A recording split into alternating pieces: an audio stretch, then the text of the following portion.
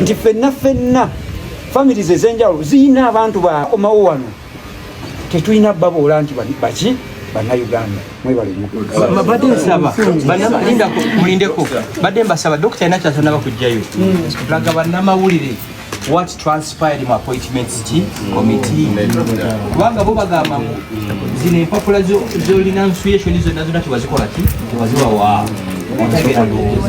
nakana akantu akaripoti kebaleeta waayo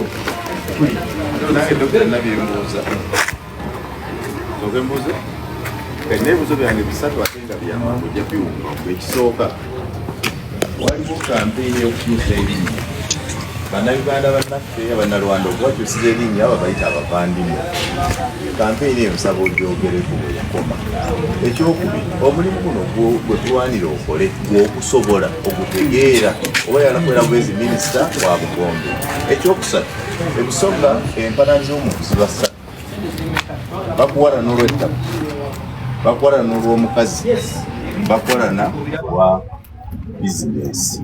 Kubisatu bino mukazi mulimu kitaka wawulira empala ne Thomas Kayebwa mwasinkana ku mukazi kubera nakyo tujja kiba kiki kankantirewa nti olunaku lwakya bulungi nentambula nengenda mu parliament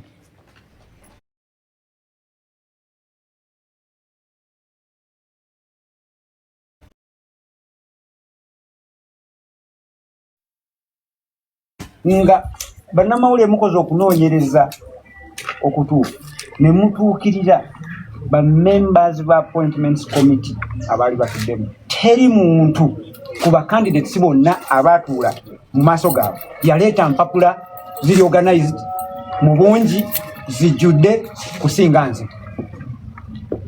Ekyo njagala mukibuuze ne the leader of opposition kubanga yanneebaza okubanga naleeta ebintu ebiri ki organized n'abalala besimenye manyi. Ekigambibwa nti bannange abali mu kategore ng'eyange abalina obutuuze obusoba mu butuuze obumu kubanga twali bameka bana bonna baweereza emails ku embassy zaki era kyekintu nange kyenakola ki nange nendeeta obujulizi obulaga nti nkoze eki era nga ntudde awo mu maaso g'abakiise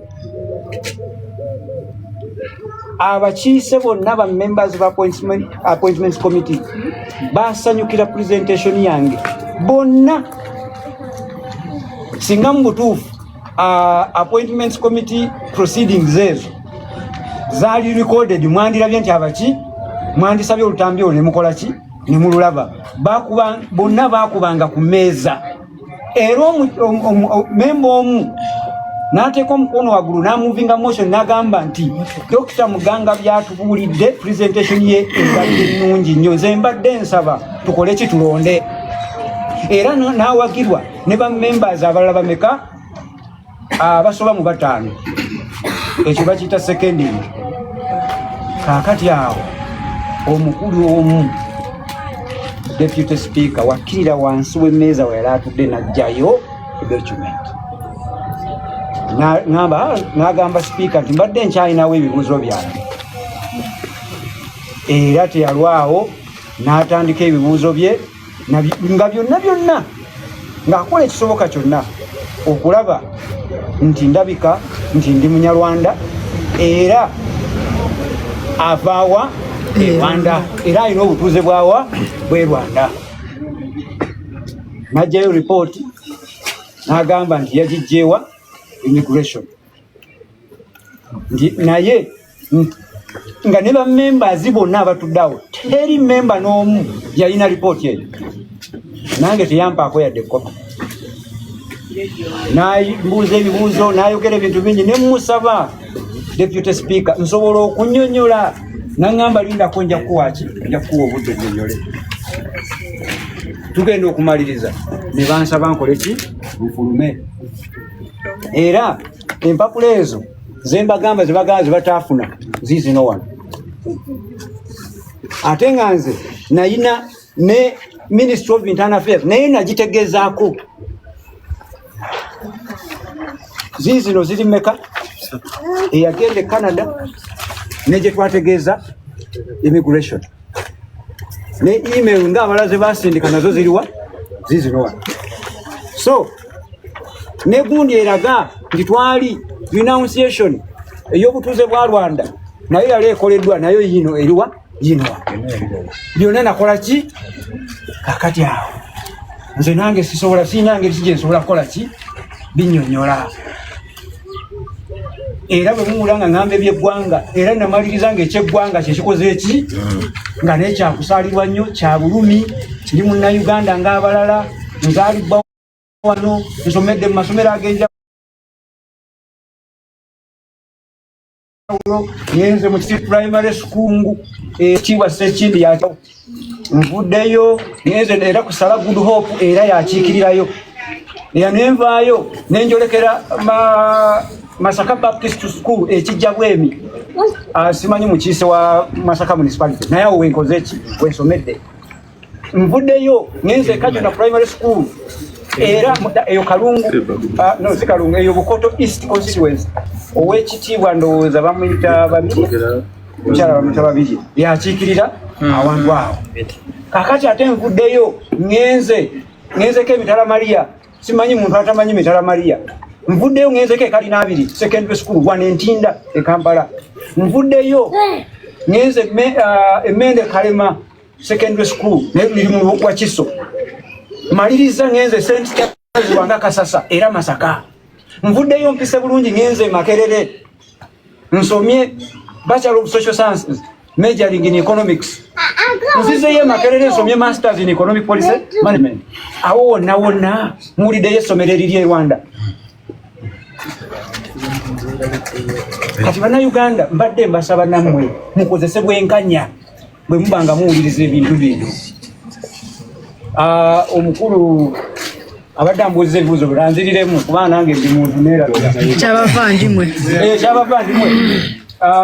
ekintu kino njagala nakyo kitegeerekeke emabegako mwaka kindowooza 2022 twavaayo netusaba owekitiibwa president nti bannaye constitution ekole ki ekyusibwemukko bongeremu tribe endala gye twayita abavandimwe ekigambo ki kitegeeza abooluganda tekitegeeza lwaki tukola ekintu ekyo twagamba nti omanyi okuba ng'oyitibwa omunyarwanda nga wakyaliwo n'ensi gye bayita ki Rwanda ne munnayuganda bambi alwawo okwawula naye ate nga bw'olaba abantu be bayita abafumbira nabo baki banyarwanda naye kateri akyajjukira nti baki banyarwanda ne tugamba singa batuteeramu ekigambo ffenna ekitugatta buli lw'oyogera nti omuvandimwe ng'omuntu munyarwanda tayinza butakola ki butakuddamu tutegerekana kiringa omulokole bw'anaaga nti mukama we yeebazibwe era bw'oba oli awo ng'oli mulokole oddamu nti ki amiina oba mukama yeebazibwe nnyo so n'ekyo okuba omuvandimwe twali tulowooza nti singa constitution ekyusibwamu eri schedule eriko tribes ne bongeramu abavandimwe oba oli awo mu myaka nga 3 bannayuganda bandirabye eggwanga eriyitibwa abavandimwe nga tebakyawulira nti ki banyarwanda abava mu nsi endala naye ate munange abantu balaba ebintu babiraba mu ngeri yanjawulo ekyo abantu bakirabanga mubutuufu okugamba abantu nobayita abavandimwe bo bajjeko obunyarwanda bwabwe ekyo nakyo netukikola ki netukiteeka ku bbali naye nga tekyali kirubirirwa okulaba nti mu butuufu tugezaako okulaba nti abantu nabo bambi tebasosolebwa batunuulirwa nga bannayuganda n'ensonga lwaki twatandika ekintu ekyo mbuuliza ekibuuzo ekirala obukyayi buva ku ki ekyo bannange nze siri muntu nze sirina muntu gwe nali nkyayeko era saagala kukyawa muntu yenna teri muntu gwe sitayagala era saagala kutayagala muntu yenna nze mmanyi Katonda yatugamba nti bw'oba mu butuufu oyagala Katonda ayagala ki abantu byatonda kati njala nsigale bwenti kati simanyi bukyayi bantu gye babujja n'okyawa omuntu n'oyagala omusosola n'oyagala omuboola olw'eggwanga lye si kituufu naye njagala ffenna tukolenga ekisoboka kyonna twagale buli muntu kubanga ffenna ekitugatta kiri ekintu kimu singa osala wano ekinvaamu wano guba musaayi si gwa kiragala si gwa bbulu naye mumyufu naawe singa bakusalako we batwala bamuki mumyufu ffenna ensi etunyigiriza kyekimu kiraba lwaki omuntu yandiwalanye munne oba yandiremeddwa okwagaliza abantu abalala naye kirala kyembadde nyala nsembyeyo eno ye certificate ya dual citizenship gyakola ki eyampeebwa njagala ntegeezebwe mu butuufu yampeebwa mu bukyamu abagimpa bagimpa mu bukyamu tebalina kye bagoberera okusobola okumpa dual citizenship eno ekirala passport era gye babadde boogerako singa mugitunuulira tutandikire wano nti neye Canada gye nafuna mwetegereze nti ne bwe nabanga ndi Canada nga nfuna passport yange era nabagamba bannaaye yadde mupa passport ndi waawa Mukono Uganda nenvaayo neye Rwanda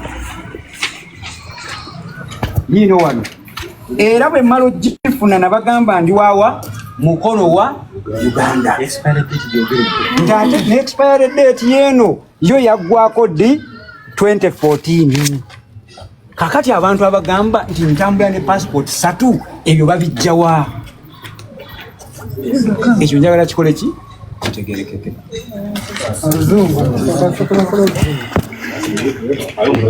nebera okay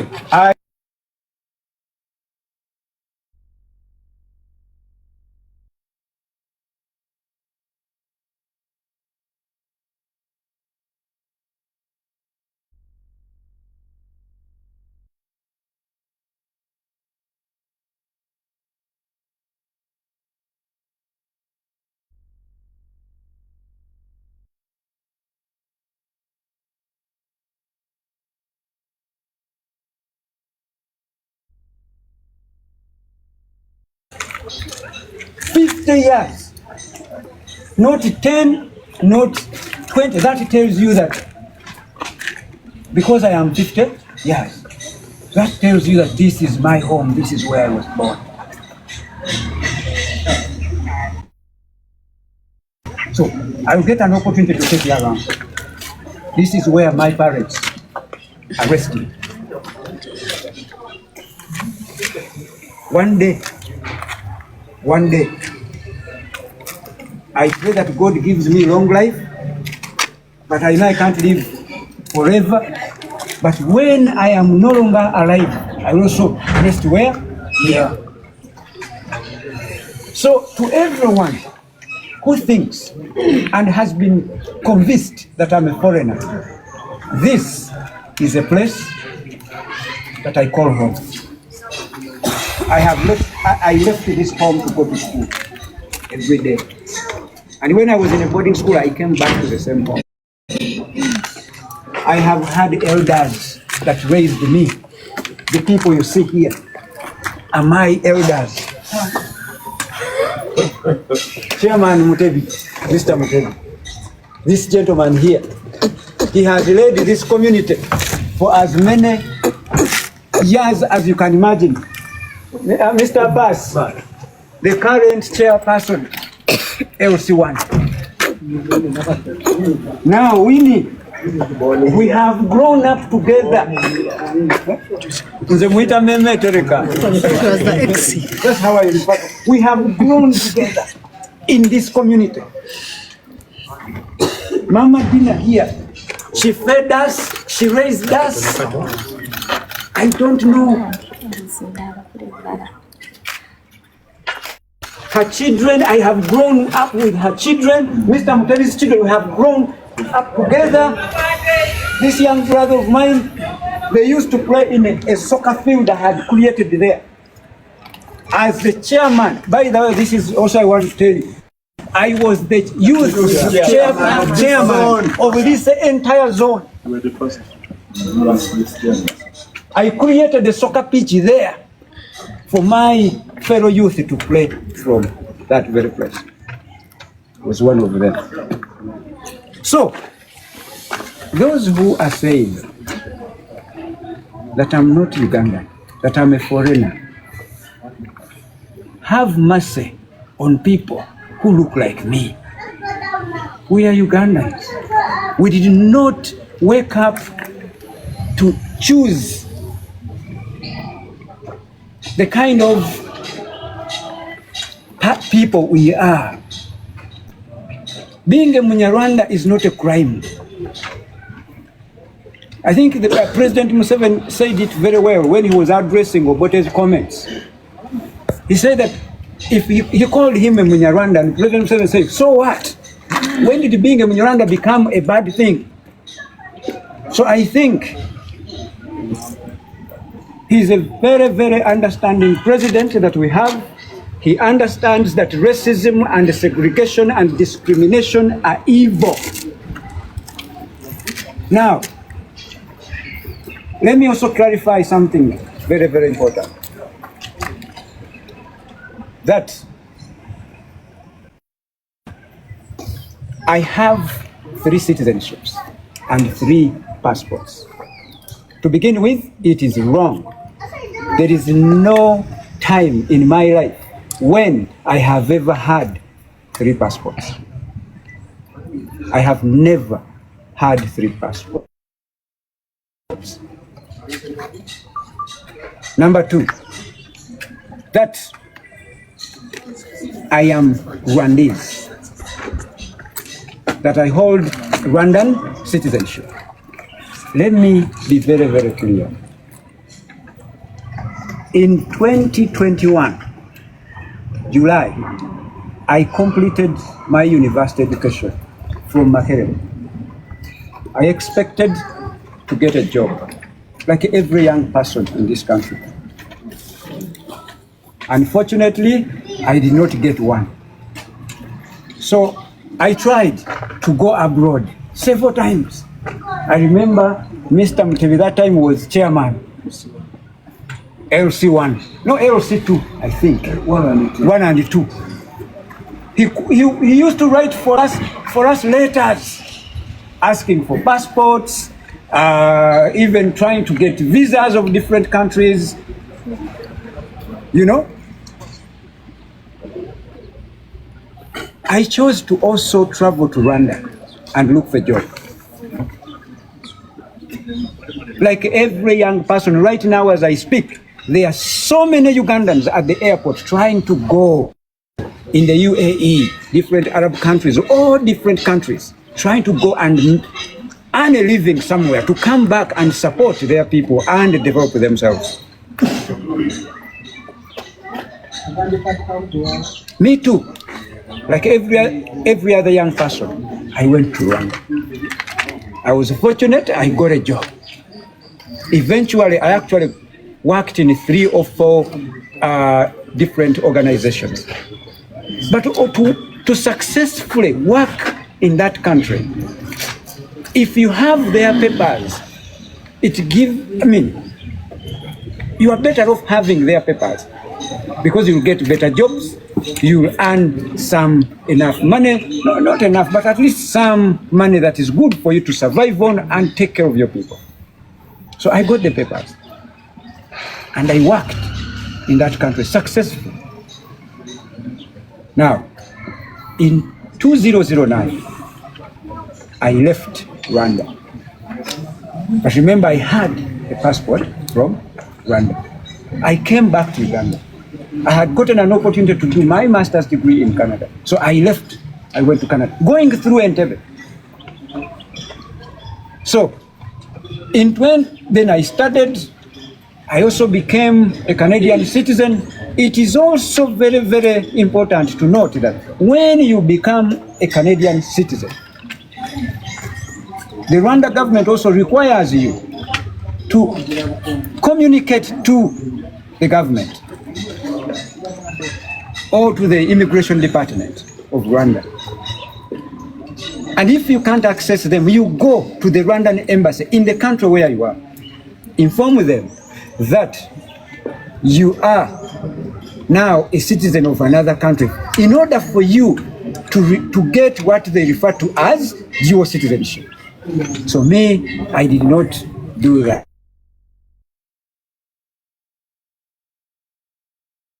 Then you can't become their dual citizen.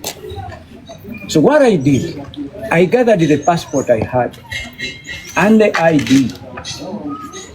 I handed them over to the embassy of Rwanda in Ottawa then. And I remained with the Canadian citizenship. I returned to Uganda in 29 when His Excellency, the Vice President of then, Honorable Edward II, and the Right Honorable Speaker that time, Honorable Rebecca Kadaga, and a friend of mine called Dr. Hilary Musoke, they all asked me to come back, bring the expertise I had or I have to serve my country, Uganda. I told them I will do that with honor. And when you send me an invitation, I'll do what? I'll come. I returned. My first meeting, by the way,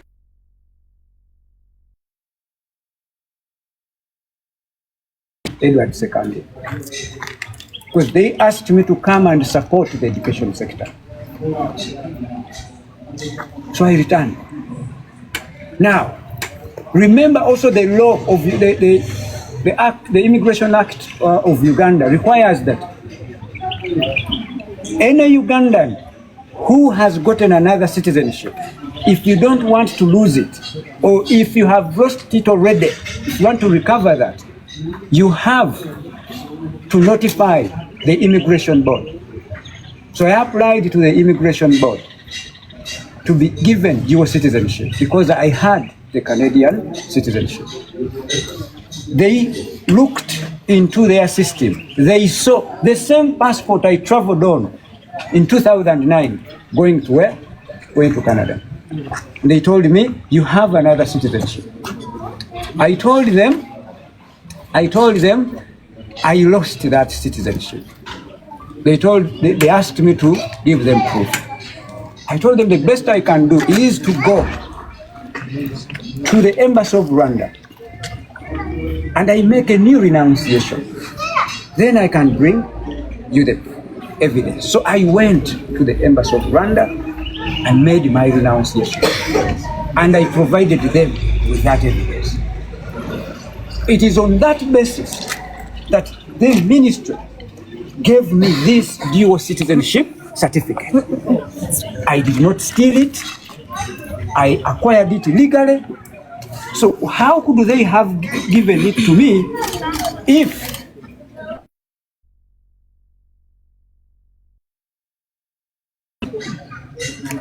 so this should be really clarified in the ears and eyes of all Ugandans. That sometimes we just have to apply uniform standards to every person. We don't have to really single out different people just because they belong to a different community. I am Ugandan. Like every Ugandan, like everyone watching right now. So this is the passport they presented to me of Rwanda, which expired in 2014. And now they claim that I have 3 passports. Once again, I have never had what? 3 passports at the same time. So today I don't have 3 passports. Now, but even if you are going to be really very keen, even when I got this passport from Rwanda that time, I said that I am a person who comes from Muganga. where? Uganda. Let that be known. Even when I went to Canada, this very passport says that I am born from where? Mukono, Uganda. Does this, everything you have seen, have you seen anything that says that I was born in Rwanda? No. So this persecution has to stop. It is not right. We are all Ugandans. So every young person, I have seen them, millions of them, they travel to go out of this country to make a living. And then they come and support their country. That's why when you look at the resources in the budget of Uganda that we are using, there is something that we call diaspora remittances. That's where that money comes from. The money we send to build, we send it to our country. It is used to build schools, to build hospitals, to buy medicine, to pay salaries for teachers, to develop our country. So we cannot be discarded like that just because we went to different countries. It becomes easier for everyone to work in that country where they have gone. It becomes easier for them when they obtain those papers. I renounced what I had to renounce like everyone. I presented the same evidence like everyone else presented to that committee. You know? Actually, I presented more organized papers, more evidence than everyone else. Like actually, if you ask every member of parliament who sits on that very committee, if I have to quote some of them, they said, I am the most organized, qualified, who brought organized documents, high quality documents to the committee. If you disagree with me, please ask the leader of opposition, Honorable Joel Senyoni. I am an appointed person coming from the NRM side, but the leader of opposition said those words. So how come now people have the audacity to say that he didn't submit enough what? Papers? That is wrong. It is not right. I am a very credible person, very competent person. I know what a presentation looks like and what it means. And when it comes to presentation, you can ask every member who seated there. One member of, I think, a member of parliament from Entebbe municipality. I don't know the names. Shaka. He put up his hand and said, Dr. Muganga has given us a wonderful presentation. He has articulated his contribution to this country. He has clarified and articulated his Ugandanness. I now move a motion that we vote immediately. 4 or 6 members seconded him in that very committee. And that is when the deputy speaker called out a document. And he told the speaker that I really need, I still have other questions. And then he asked all his questions. He did not circulate that report to members. They didn't have it. You are all journalists. You can talk to them one by one. I am sure they are honest Ugandans. They will tell the truth. And then he really, actually, it was an interrogation. A yes or no session. All members were excited and happy to vote for me. And then he came up, he started towing the line of me being a Rwandan, me being a foreigner, me being a person who has 3 passports. And like I said, I don't have those passports. And I've never had them. And then he did not stop there. I kept asking him, Right Honorable Deputy Speaker, can I have an opportunity to respond? He said, no, don't worry, I'll give you time to respond. I want to share with all of you that he denied me the opportunity to do what? To explain.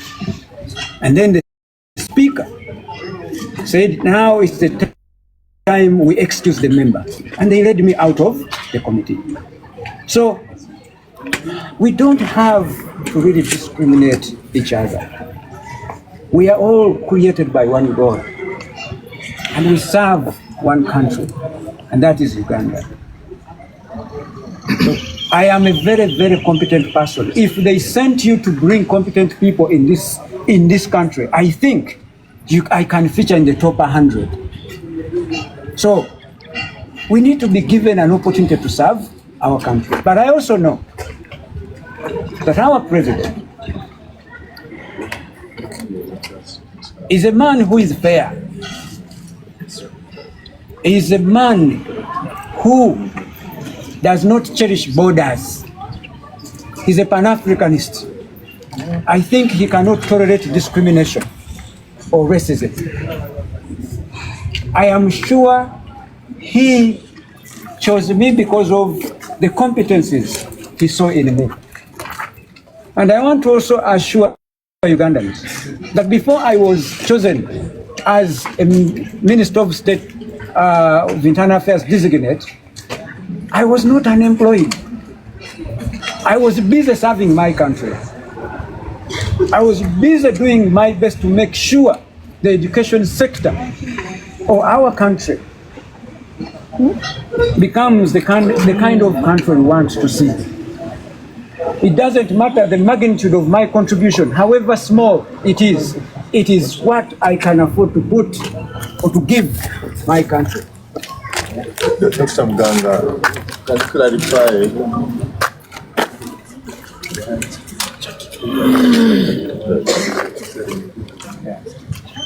So the situation is that I had the same papers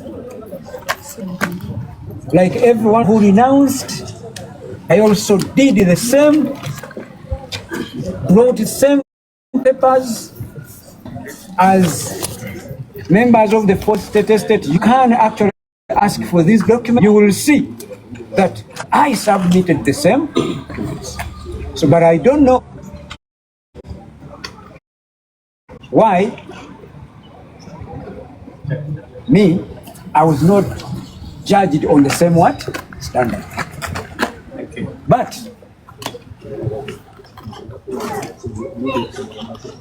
But Minister, I want the country to know this, that minister or not minister, I will continue to serve my country. Before I was appointed,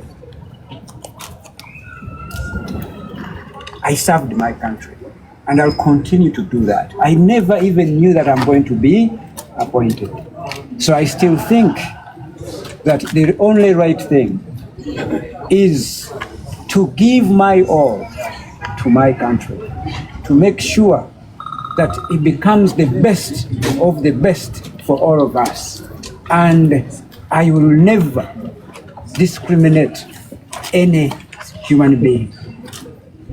And it is in my culture, my character, to everything I am asked to do, I have to give it my all to deliver the best service. Make sure that excellency is visible in everything that we do. So I really look forward to a better Uganda, minister or not minister. We ought to serve our country from wherever we are. I have done my best as a Vice Chancellor, and I'll continue to do my best in the same position. I am still the Vice Chancellor of Victoria University. I cherish that institution. It has made me what I am. I have served Ugandans through this institution. So I am still there. Which of the two is you study on? Is it a set-out scholarship or a government scholarship? Because it's something you're saying about. There's an allocation of government rate for your tuition. Which was it set-out scholarship or government scholarship? I'll say it again. Did you study on government scholarship or state-out scholarship? Okay, let me also say this. Did I tell you where I started from? In English? No. Okay, let me also inform all of you that from this very home of ours, this is where I left every term, every year to go to school. So I can tell in my primary school, because of course of coming from a poor family, I think I went to 4 or 5 primary schools. So sometimes they chase you for not paying fees, and the only solution, you don't have to go back, you go to a new school because you can't afford to pay the other fees. So you go to the next school. So I went to Chibisi Primary School, that is in Masaka. I think the current member of parliament of Kalungu East or something is Honorable Sechin. Then I also went to Sala Primary School in the same district, same concept. Later on, I came to Masaka Baptist School, Chijabwe, in Masaka Municipality. Then I left, went to Kajuna Primary School. It is now in the Mukoto East constituency. I think Honorable Wabidi is the member, again in Masaka District. So I left after completing primary 7. I went to St. Mary Kudembe Vitara Maria, of which I think because of escaping again, they chased me. And then after that, I went to Karinabiri Secondary School. From Karinabiri Secondary School, I went to the Karinabiri Secondary School again in Wachiso, where I finished or completed my senior 4. Then senior 5, I went to St. Charles Wanga Kasasa, again in Masaka, where I passed very, very well, senior 6. And I joined Makerere, pursued a Bachelor of Social Sciences, majored in economics, on government sponsorship. Government what? Sponsorship. The government of Uganda. Given to national. Which is given to Ugandans, not foreigners. Let that be clear. Then I came back in 2005. I pursued another master's in economic policy management, again on a scholarship from Makerere University and World Bank. So that should be what? Really, really known that all my higher education, schooling was paid for by the government of Uganda. I don't think the government of Uganda pays for foreigners. So that should be really, really well known. Thank you. Okay, I didn't say that. My name is Lawrence Muganga, because that is what my parents know or knew, because they didn't even understand what being a doctor is or something. So, but my father is Leonard Kayonga. My mother is Immaculate Kayonga. They are both resting where? Here. And this is their home. And they were Ugandans. I'm sure they are disappointed to see how their child is being treated. Thank you very much. Uncle Frank. Badde mbasaba kintu kiyingiremu kakati. No, nze kyogera. Abakadde bano bakole kibo. I think I introduced you this.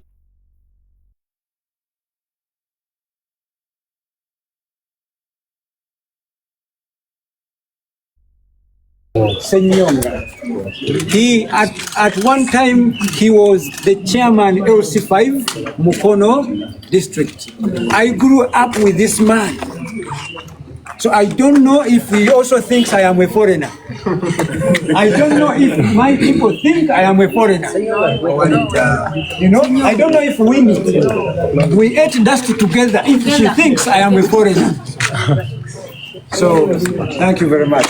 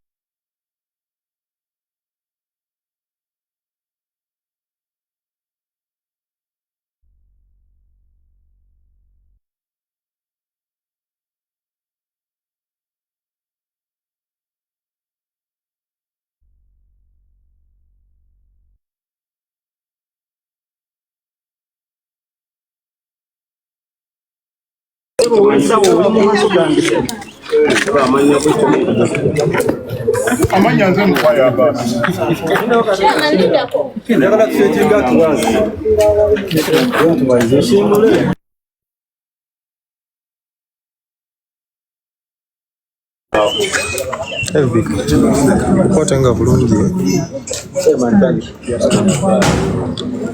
Amanya nze mukwaya basi. Mukwaya basi chairperson w'ekyalo kino Gulf Central Zone. Setawadi Gomadi Division. Nasenga ku kyalo kino mu mwaka gwa 2003. Ne nasanga family ya Dr. Muganga eno nga weeri era bajanyiriza mpangadde nabo emyaka egyo gyonna. Nasanga taata yafa, nasangawo maama. Ne Muganga wane ebiseera byonna tulina ye. Era ne kulijja yafe ekyalo kwe tulondera kwali alonderewa. Obululu bwonna obwere tubulonze naye wona. Dr. Lawrence Muganga kwali. Kale n'olwekyo ate yasooka okubeera kyamani wavubuka ku kyalo kuno. Tubanga naye ebbanga lyonna tubeera naye. Tuze wabula. Mulabe kuba 2003. Wanda musanga we banyaniza mu family no mwegulidde. Sikonkona. Ngendo fuka chairman ngabo batuuze ole. Era mama yatwagala nnyo yatulera nnyo wale. Nnyo. Mama iba twamuzika wano. Ono mwenye twamuzika wano. Yatakawe twamuzika wano. Era ne kana bali bamujulize ndowooza tujja kuzika wano. Nge makaga. Enda kusibatubuulira ko mawulira okulondebwa kwa Muganga nga minisita. Kibya mwalowoozaako. Twasanyuka nnyo okuba nti omwana waffe bamuwadde. N'ate oluvannyuma twenyambira nga tuwulira nti ate bataddewo ggoozi baddemu enkokola. Tate si waabwe. Muganga Lawrence waabwe tukuze naye ebbanga lyonna. Kaki wanjagadde pulezidenti? Nsaba pulezidenti awulirize Dr. Muganga mwana Munnayuganda omulimu gwe bagumuwe atuweereze nga Bannayuganda. Yanziza n'ekyamba. Bikole. Nkyalo bwe. Mulwawo bannange.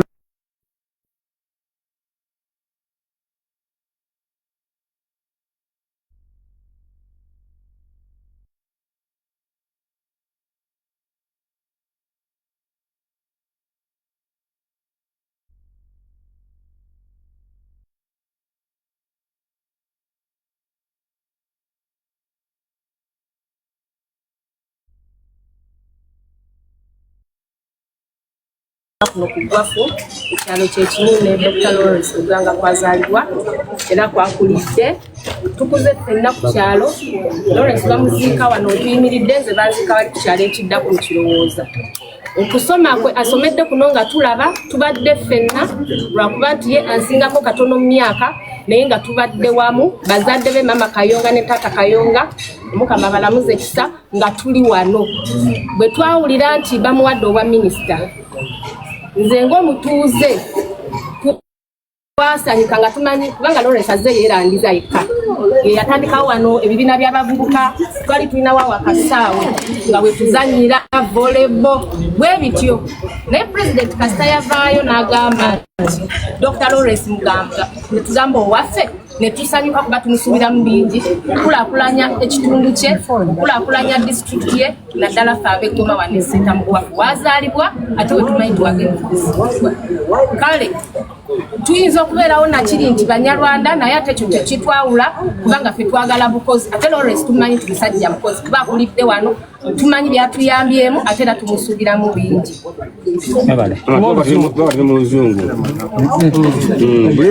So my name is Winnie Galabuzina Kakebo, born and a resident of this area, Gwafu Center, where Dr. Lawrence is also born, and I believe will also be buried here.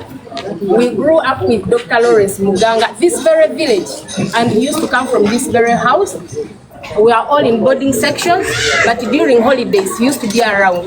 I knew the parents very well, both the mother and the father, the late Kayongazi, because our homes are just next to each other. So the issue of saying that Lawrence is a Rwandese and is not a Ugandan, that is completely out. And I thank the media platform for having come to the ground to find out from we the people of this place. Because me, I am a born of the place. My parents are buried here.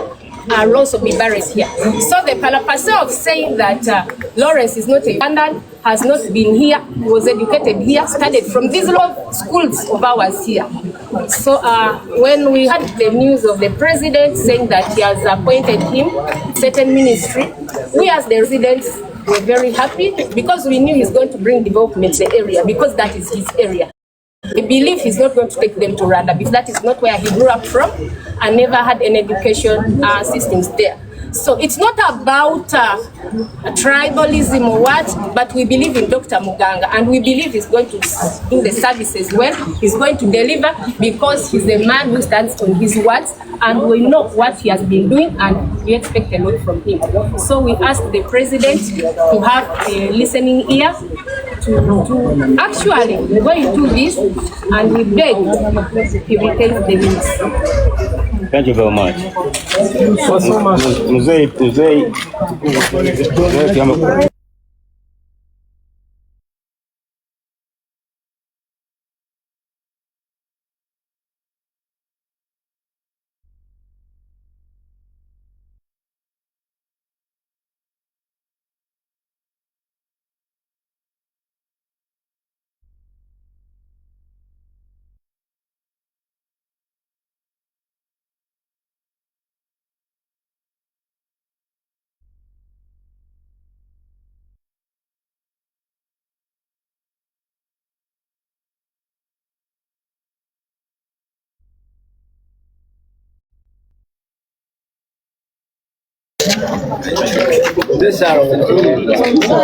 tuwulirize bana tuwulirize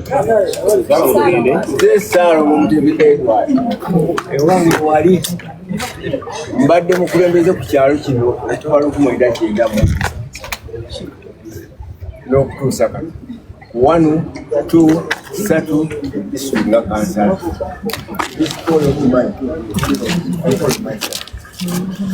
tukuze naye Muganga from 1986 ali wano constitution ekoleddwa ne bateekamu Rwanda as a tribe of Uganda, not as a tribe of Rwanda. Era simanyiyo mu Rwanda eriyo gye tribe gye bayita Rwanda lwamanyiyo 3. So this one is a born child of area. Mbadde mukulembeze yonna recommendation nzikoze ng'asoma byonna ebibaddewo nze nawalwa akalala katatera kwogera kemugamba namuyitanga omuddo gw'obumyu nga tusala nayo obumyu alunda obumyu so that tusobola okugira ki okukulaakulana. Twagala abantu babeere honest. Lwabanoonyereza nti babeere honest balagye ddala omunyaani okuteeka okuwaayiriza kibi nnyo, okwagala okusanyusa ebintu okusanyusa kibi nnyo. Twagala tube honest. Nze chairman wa NRM by the way all the years in this area. Era kalwaleero wenjogera nze chairman wa NRM edale kanso mukono municipal. So kyenjogera ngira ki I've been chairman from RC. Rosa njagala bamu his excellence. I've been honest. Awulize omwana yabisazeemu abenga benga kutambula bulungi tambuze ugala tukwetaaga mpalana kiki butamanya. You have to find out. I'm a son. I'm an engineer by profession. You have to find out before you talk to somebody. If you talk something, you have to guide perfect. They should have come here and found out. No information. Information. Don't talk about president what you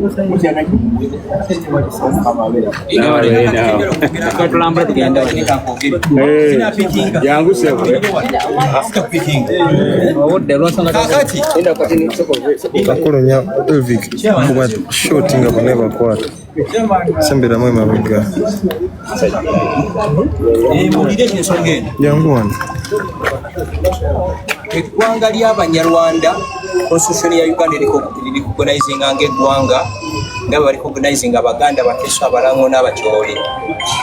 N'emyaka nga musanvu egiwedde ekitongole kya immigration n'ennira badde bakijjanya abannayuganda b'eggwanga ly'abanyarwanda nga baba national IDs okusinziira ku ndabika yaabwe n'amannya gaabwe. Ne tusinkana pulezidenti ebirundi gye tutamanyi bungi n'ayisa kye bayita executive order n'agayidinga nti obuyinza okusalawo ani munnayuganda si bw'abanene bannira oba immigration bw'abataka. Ti Lawrence Muganga bw'oba oyagala okufuna national ID passport ddayo ku kyalo gy'ozaalibwa. Chairman w'LC akakase nti Lawrence Muganga mutabani w'omugenzi Kayonga. Omutaka yenna ku kitundu ateekeko ekinkumu agambe nti ebyo biwandiikiddwa biki bituufu. Bw'ova otwala ebbaluwa eyo ku chairman LC3 Gisso ne RDC.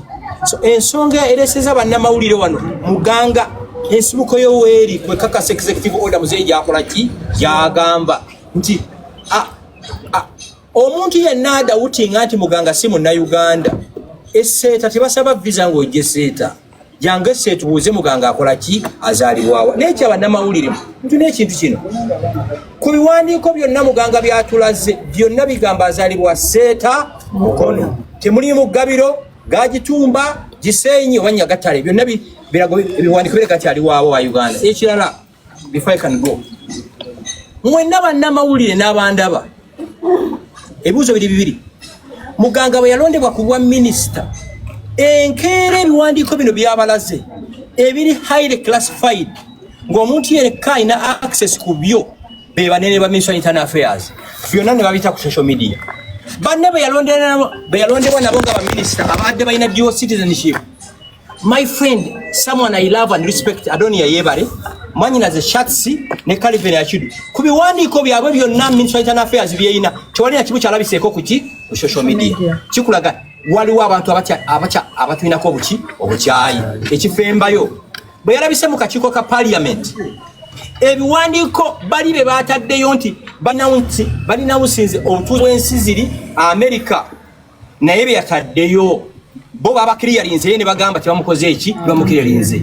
So nze ku lwange waliwo obukyayi obutuyinibwako. Ekirala Deputy Speaker Parliament he's on record ng'agamba nti President buli lwalonda ba minister tusuulayo omu ku luno twasuddeyo gwe kinebe walirese ebiwandiiko bitya tubali tulina kusuulaani gwe Mukama bawo mukisa. Kati nyo kibuzo kimu kyokka Mami Gasumba kimu kyokka mama ge kimu kyokka mwenga abalowooza nti musosolebwa singa ddala bagenda mu maaso Mwami Muganga Dr. Muganga bamugana omusago pulezidenti wa Mwadoofu wa minisita kiki mulowooza kiki musuubira okukola? Ekisooka sinnaba kufunayo lipooti yonna ti Omunyarwanda w'Emubende ow'Emutukula ow'Essembabule ow'Ekalungu ow'Enakasongola ng'aga nti bannange eno gye tuli tusosolebwa. No, mu communities mwe tubeera we live like a family. Twewasizza namwe mutuwasizza. Tewali family mu Buganda muno etatuwasizza oba kitawasizzaamu. Mu family tuli ba Luganda. Bwe mufiirwa nga tufiirwa, bwe tukaaba nga mukaaba. Ompulira okusosola kuno kulimu akakundi k'abantu batono nnyo abaholdinga offices ki ezimu. Ompulira ndowooza ffe tulina obukakafu nti Yoweri Museveni Saabalwanyi mu wisdom ye yalonda Muganga for a reason era manya jamu confirming nga serving nga minister. Briefly mulozong briefly. Okay, let's go. Okay. For the last 7 years. For the last 7 years. The Constitution of Uganda. Okay. The first census that was conducted in Uganda in 1911, Banyarwanda were counted as an indigenous community in Uganda. The 1959 census, Banyarwanda in Uganda ranked 4th numbers in the entire country. In the Buganda region, Banyarwanda ranked 2nd. The first ones were Baganda. Meaning we are all over this country. Banyarwanda are like Airtel and MTN, they are everywhere. The Constitution of Uganda recognizes an indigenous community called Banyarwanda. But for the last 7 years, every time a Banyarwanda would go and apply for a national ID or a passport, the questionnaire would change. They would tell you, bring documents to prove that your grandparents lived in Uganda before 1926. Nobody in Uganda can bring those documents. Nobody. We went into activism, fighting for the rights of the indigenous Banyarwanda. There is no office that we've not been to. Equal Opportunities Commission, we met the former Speaker Jack Bolanya, the former Speaker Anita Mong, IGG's office, Uganda Human Rights Commission, till when we had to meet the president. We met the president countless times, and we were telling him that the yardstick officials of NIRA and immigration are using is totally different to the yardstick the Constitution of Uganda talks about. And he ruled and he made an executive order that previously, officials of NIRA and the Ministry of Internal Affairs, they would just look at your appearance, your name and your appearance, they would tell you, you are not a Ugandan, go back to Rwanda.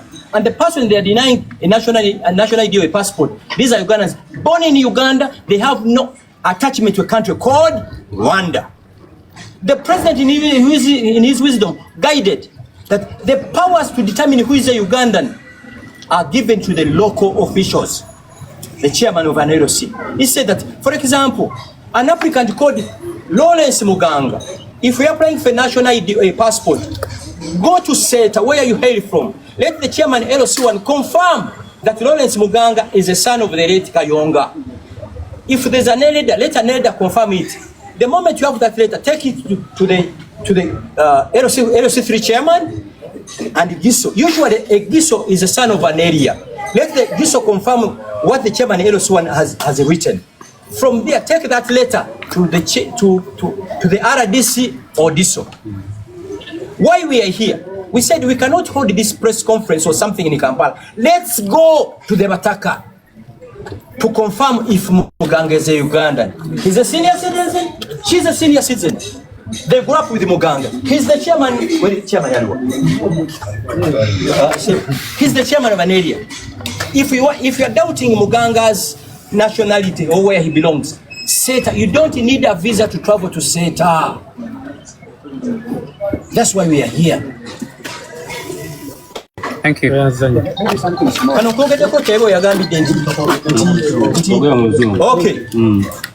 Now it's on record. It's on record. The deputy speaker of Parliament, Mr. Thomas Taiba, I no longer call him a right honorable. He no longer stands that test. He's not a honorable. He's on record saying that every time the president of Uganda appoints the new cabinet, they have to fail one. That this time it was Dr. Lawrence Muganga. That last time they failed Alice Kaboyo. Yes. And we are releasing more videos of what he was saying. Njogede kuchino nti lwache paplazi yataddeyo chogede okay. Now the day Muganga was appointed, it was celebrations across the country. The following morning, the entire social media, Instagram, Snapchat, TikTok, Facebook, X, those highly classified documents for Dr. Lawrence Muganga were released by the Ministry of Internal Affairs. Surprisingly, or it was intended, his fellow candidates who were appointed as ministers, my friend Adonia Yebare, Shatsi Kutesa, and Echedu, none of their documents has ever surfaced anywhere on social media. It brings out big questions. Why Muganga's documents? Another thing the media houses should look at.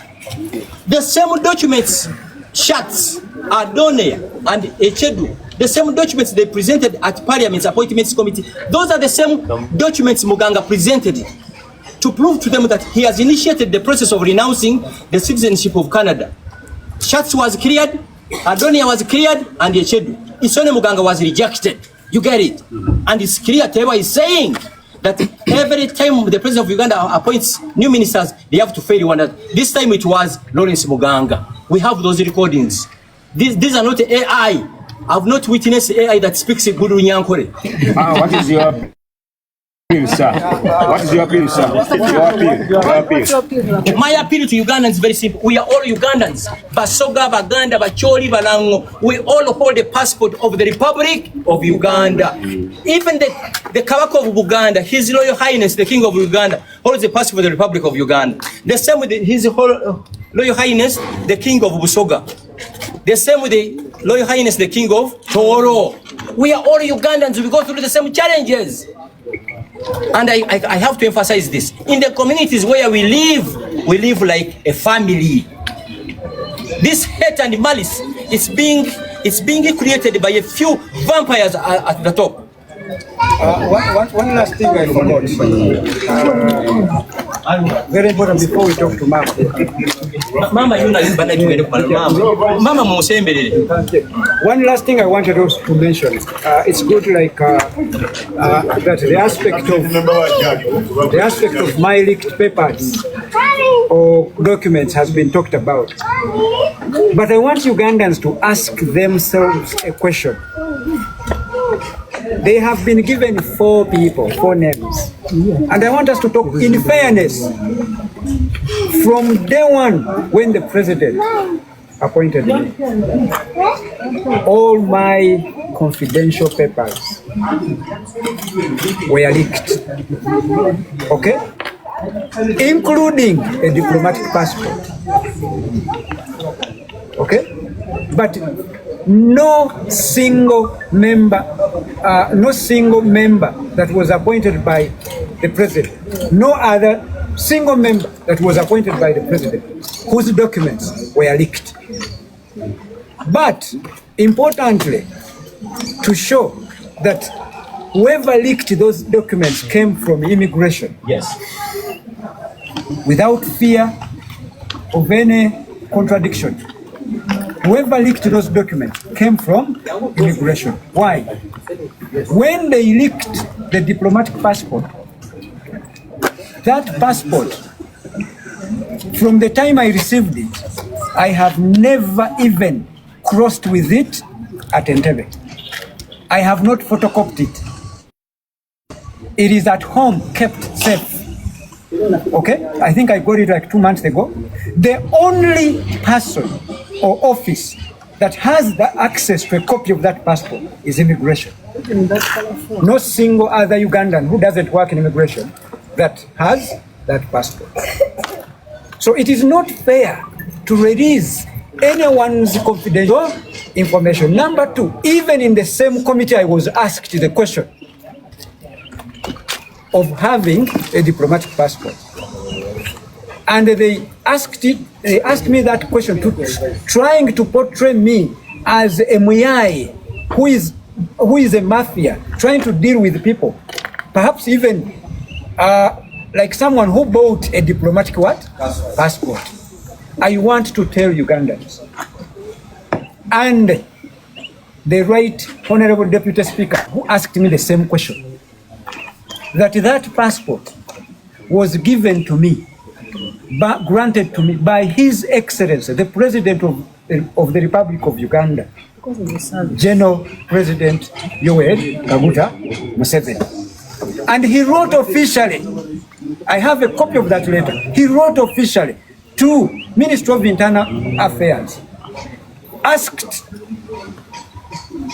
the leaders there to grant me that diplomatic passport. All that information was known by Internal Affairs and Immigration, but they brought it in the committee again to portray me as a person who obtained a diplomatic passport wrongly, maybe paid for it, as a mafia, as a Muyai or something like that. That I should actually say it is something, how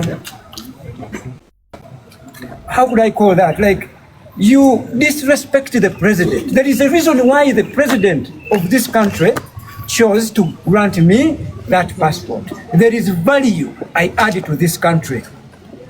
Okay? So, I did not obtain that passport wrongly or through fraud.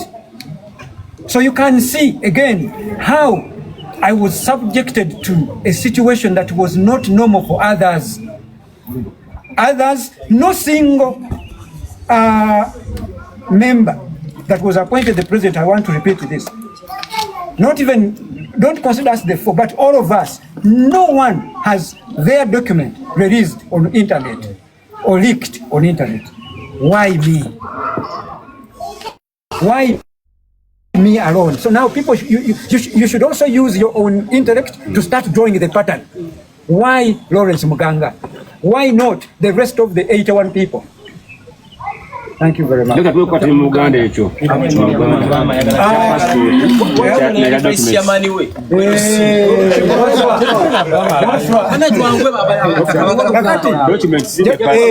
Njagala bannayuganda nabo batandika okubuuza ebibuuzo. Babuuza abantu abagamba information eno nti mu bantu bonna Oweekitiibwa Pulezidenti be yalonda ndowooza balinga 82. Lwaki olunaku lwe yabalonda teri muntu n'omu bwe twali tulabye ebiwandiiko bye ebiri confidential nga bikola ki biteebwa ku mikutu egy'enjawulo.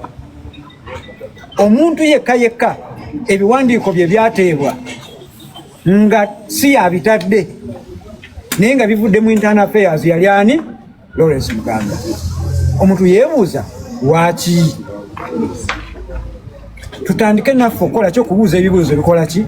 Lwaki omuntu omu yekka ebipapula bye oba ebiwandiiko bye ebiri private oba ebiri confidential naye ng'omuntu yekka abirina ye Minister of Internal Affairs, lwaki ebibye bye byateebwa? Ate ne mu komiti mwennyini ne bambuuza oyina ne diplomatic passport, ne bagezaako okusiga ekifaananyi eri bammemba abali awo nti oba oli awo diplomatic passport eyo nagifuna mu bumenyi bwaki bw'amateeka, oba nagifuna mu bukyamu, oba nagulangule, oba nateekayo empapula nga ziri forged.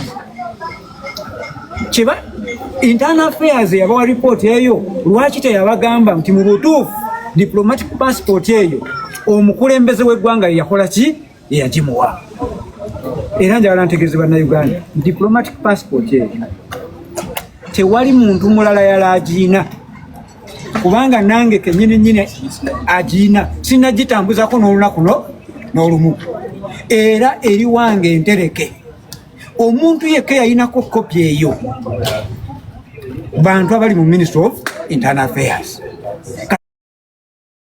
Bwe twebuuza ani mu butuufu yagita, ani yatta ebiwandiiko byange, biina kuba abaani beebo bennyini abaali bakola ki? Ababiina. N'ekirala kitegerekeke nti Oweekitiibwa Pulezidenti yeyampa yeyanzikiriza okufuna passport eyo. Lwaki? Olw'emirimu egy'enjawulo gyenkola ki? Gyenzirukanya nga gineetaagisa okuba ne passport bwekyo.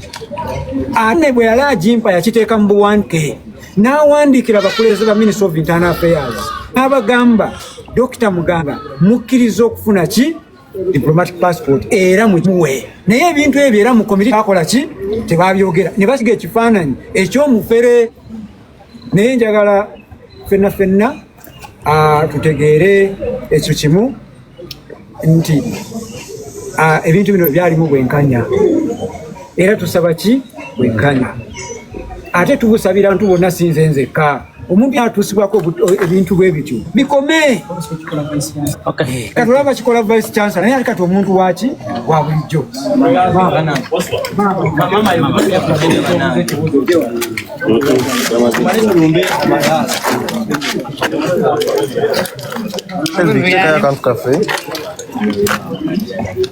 Sembera.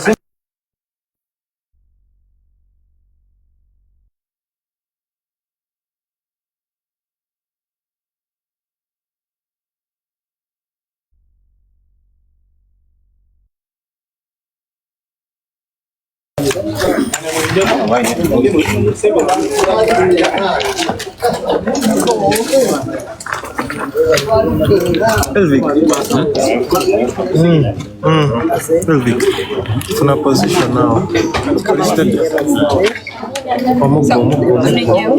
Sorry. Elvic, jango jifunire no what? Omwina, tutandike n'amanya ko temutuuze wano kwafuna senta omwana ono Lawrence bwe twawula ndi pulezidenti amuwadde oga minisita banange twasanyuka naffe omwana waffe w'ekyalo tufunye minisita ku kyalo ate waayitawo olunaku matembe bamusazizaawo ekintu ekyo tekyatuyisa bulungi tatuyisa mubi naye omwana ono akulidde wano mu mikono gyange kati nze nasigalawo nga maama kubanga maama yali mukwano gwange nnyo naye mukama yamutwala nadese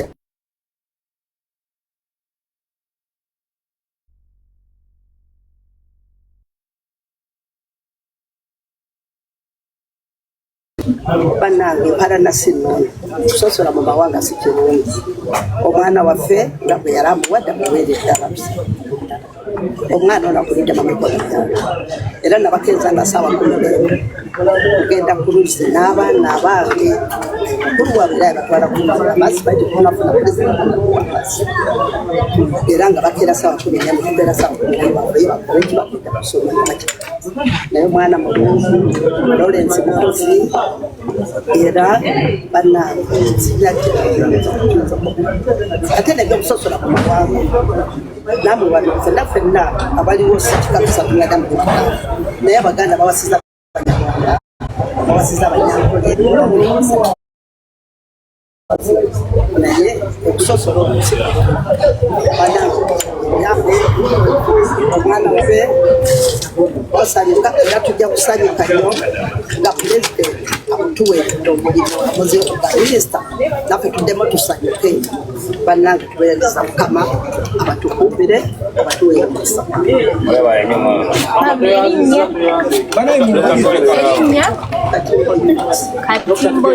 Uliriza akantu katono nnyo omwana nawe ebigambo bibiri byokka byokka ono yali deputy wange nga nze kyamaani w'abavubuka kati ekyamaani w'ekyalo gwa west ajja kwano mu maaso ngamba tumulekewo ono yaani wannaye nanyini nani kimugireyoko let us stand ino tegua sorry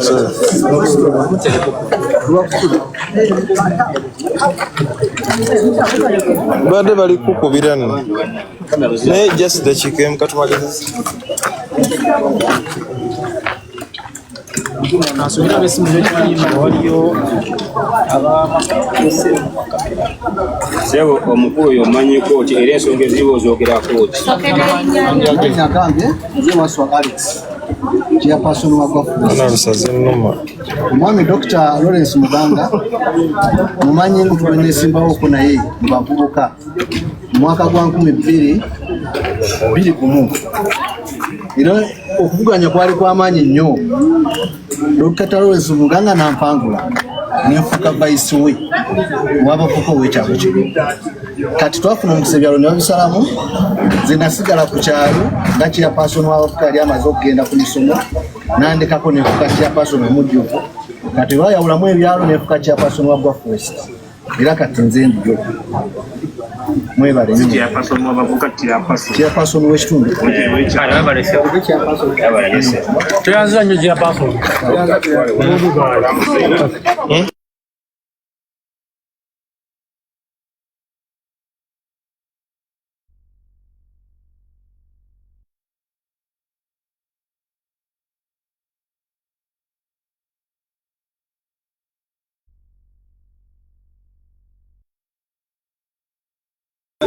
tugenda mu kulambula wa Muganga gye bamuzaala wennyini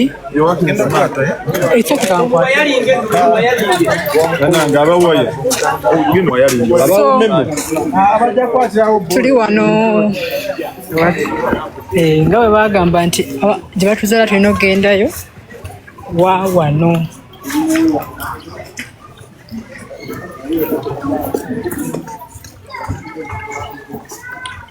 so wano Muganga gye bamuzaala eseta mukono gwa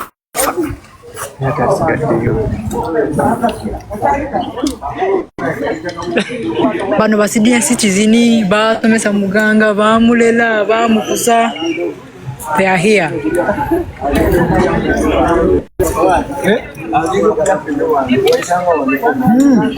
Atuyitanga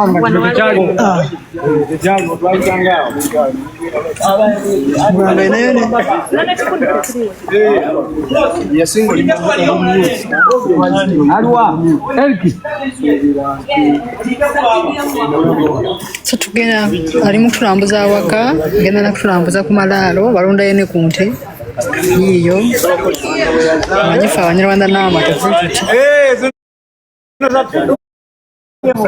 PDM ente ya PDM yali ya mama bajiwa mama yatimba inete ya PDM bajiwa mama mukadde baji banaye nenjira mukadde njala ne kunte nimo manyizi mukoya kiteeka mbade mayo kwa kuzidi bali babye ntiza PDM walo bali babye naye nte tuginonyerezeko tekuta so wano weka gye bamuzaala unfortunately bazadde bonna bawummula tata yasooka ne maama naye yawummula this year bano bawaka nga babeerayo ewaka nekibbebi kiikyo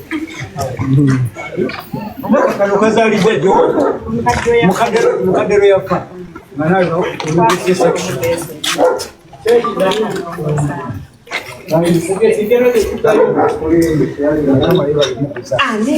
to mother PDM to mother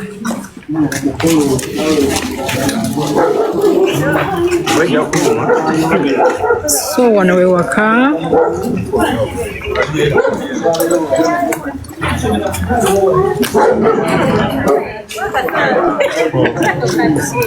bagamba nti Muganga yali alonda obumu ng'akyali muto ng'anoonya ssente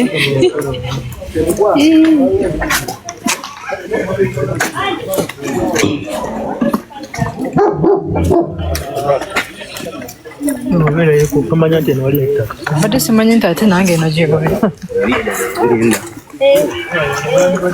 so tugenda kubijja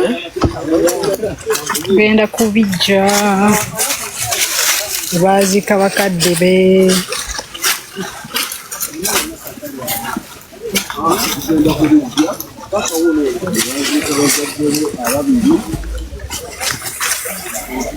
musajja nno mulimi alina ne kasooli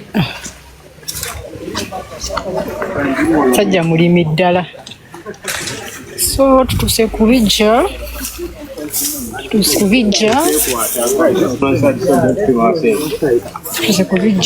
mubirabo bino ebijja kuddewa kino tasisa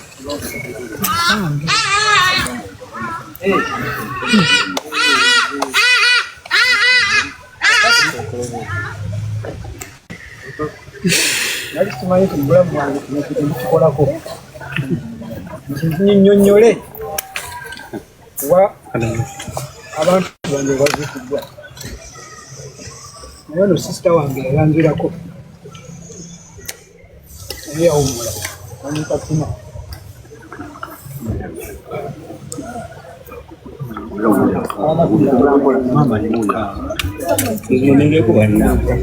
Anko, umami?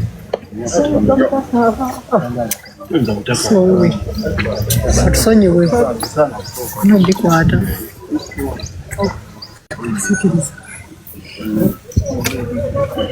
Kiri kya mami omusonyiwe. Kayonga.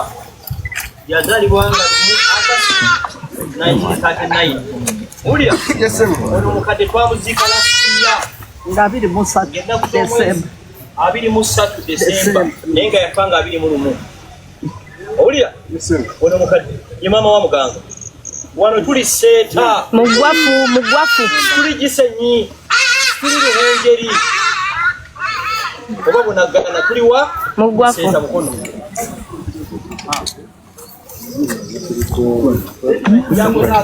Yali tamanyi kyogera kumulika yennyonnyoleko oba munnauganda ono yali muzeeyi we Muzeeyi Kayonga Leonard yazalibwa mu 1929 n'afa ng'ennaku z'omwezi 9 ogw'omukaaga 1999 awumulidde wano.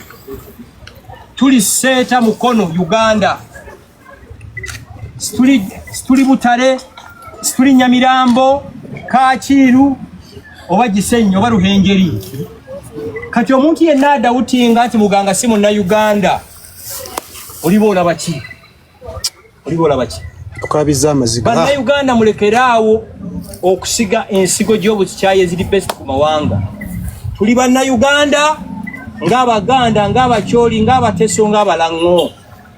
Okiwulira? Omuntu yenna agamba nti Muganga si Munnayuganda, Mukama ajja kuwa ekibonerezo. Muganga alwanyisibwa lwa bintu bibiri. Olw'eggwanga lye, ekyokubiri mwerufu. Bano ababbi abali mu bitongole bya gavumenti byonna beeraliikirivu nti Muganga kasafuka state minister. Obubbi n'obutali bwerufu bukoze eki? Biweddewo. Kyekimulwanyisa teri kirala. Si bisaanyizo. Omusajja ne bwe twogera kyali vice chancellor wa Victoria University. So kyekyo bannamawulire mwebale kujja bamwine ekibuuzo kye mubuuza mu kikole ki? Mu kibuuzo. Abataka bonna mubalabye. Ono mukyala baasomanga naye Muzeeyi Yuli, ono mwami yali vice chair. Byebyo.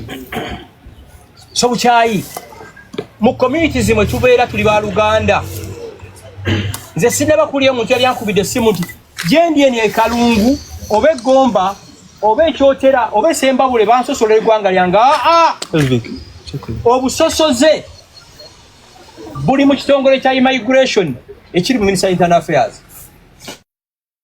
Nkiddemu wano kyova olaba omukulembeze yagaidinga nga issuing executive order okusala wani Munnayuganda si bwa banene b'e Kampala. Muganga mwana wa kuno mami we yaani kasa kyamani wero saka kasa nti oli Munnayuganda giso LC Fidinal DC ngova passport national IDs ndozo obulimba bwonna obubadde ku social media nti Muganga si Munnayuganda weddewo. Yes, adawutinga nti Muganga si Munnayuganda eseta tiba kumpi tosaba visa tiwali road block tandikira kukuba ligende na milyango buuze Dr. Lawrence Muganga bamuzaala Seeza era Muganga ne bwali baakooye ensi eno engalabi ye tujja gireeta wano. Musire olungi. Sajja amasi.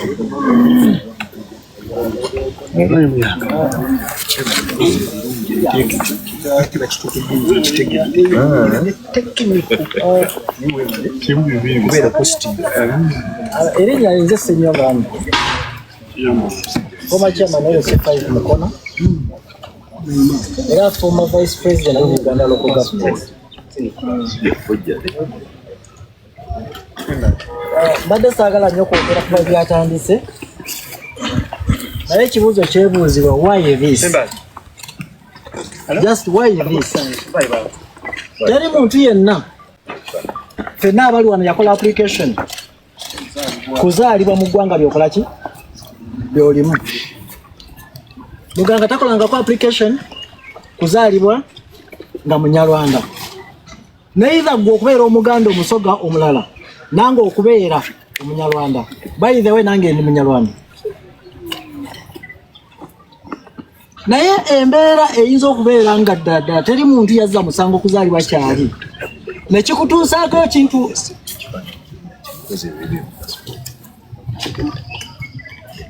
sinanga bakulembedde mweteekateeka eyo mwatusezezza okakasa obutuuze bwo Buganda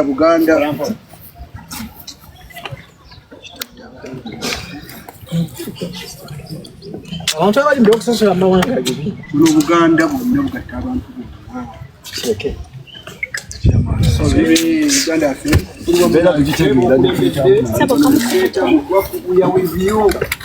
Tuli wamu naawe omulekaabi omugwa amaziga buwandiwo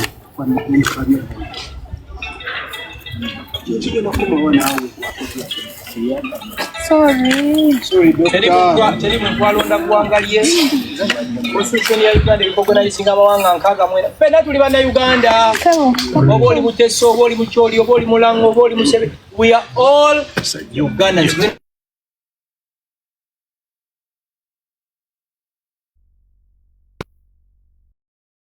Baaliwo wano. Okiraba? Amalaalo gaagano.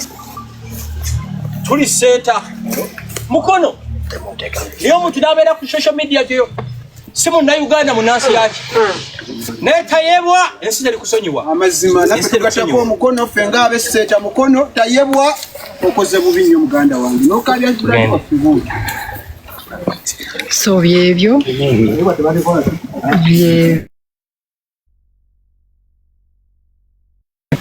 Wicyo wetuvudde ku malaalo n'okubalambuza essimu tyo we wano era okubeera n'ettaka bwekyo wano kitegeeza nti muba abasangibwawo. Twamwongera tayito bakubabuukamu ku kyalo maama gwafu kyalo bakiyita gwafu gwafu jjajja gwafu.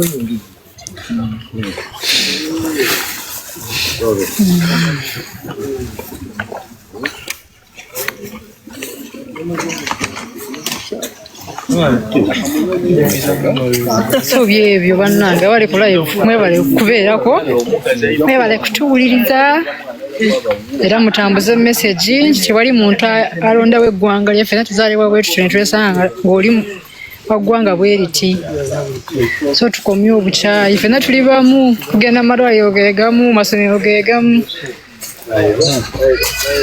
services ezimu.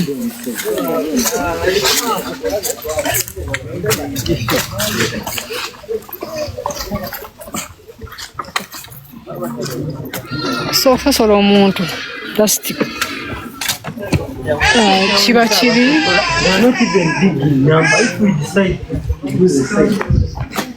So that is it for today. We are clearing the air about Dr. Muganga's birthright. He's a Ugandan. People have been portraying him as a Rwandan, which is not true. And we've been here in Seta, Gwafu. What's up, Nyabu? Chichi. Kuza Padmanas. Wanjiseba. Waliwo kugenda kujiwa Jumuwa. Muganga. Tale nana Jumuwa. Mukwasi. Mugambe vudde wanje ku enyasi. Yaje yakitegeera nti abeddewo mu buli kizibu kitufuna mu community abaawo. Kale ngenda Jumuwa. Muganga abaddewo kituufu. So that is it, guys. Mwebale kutuwuliriza. Mwebale kujja ku ground nemanya kituufu. Era abantu abasinga babadde bali ku social media nga babitambuza. Naye leero baswadde. Mwebale kubeerawo muganga kuba mwaba bamukuza maama.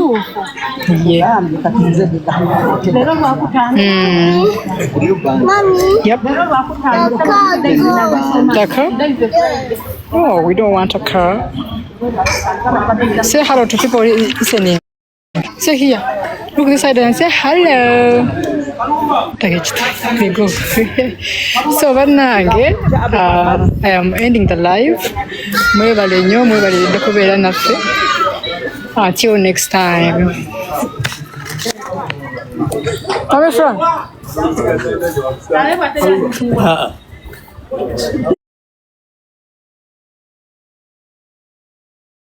GB News, Britain's news channel.